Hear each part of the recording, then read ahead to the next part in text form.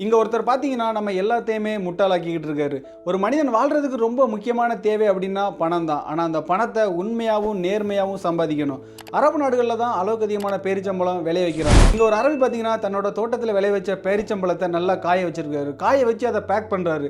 Back பண்ற டைம்ல அது கூட பார்த்தீங்கன்னா, தேன் சேர்க்கணும். அப்பதான் அந்த பேரிச்சம்பழம் கெட்டு போகாம கொஞ்ச நாள் நல்லா இருக்கும். எப்பவுமே ட்ரை ஆகாம நல்ல ஜெல் மாதிரி இருக்கும். எடுத்து சாப்பிடுறதுக்கு ரொம்ப டேஸ்டா இருக்கும்னு சொல்லிட்டு. பார்த்தீங்கன்னா, அது கூட தேன் சேர்க்காம தண்ணிய மட்டும் கலக்குறாரு. தண்ணிய கலந்து அப்படியே பேக் பண்ணி சேலிங் கொடுத்துட்டாரு.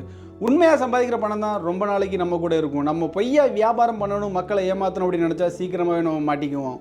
இப்போலாம் பார்த்தீங்கன்னா, நம்ம சாப்பிடக்கூடிய சாப்பாடுலேயே தரமான பொருட்கள் இல்லாமல் ஏகப்பட்ட தரமில்லாத பொருட்கள் தான் நம்ம சாப்பிட்டுக்கிட்டு இருக்கோம். அதுக்கெல்லாம் முக்கிய காரணம் என்னன்னு சொல்லி பார்த்தீங்கன்னா, பணம் பணம் பணம் தான்.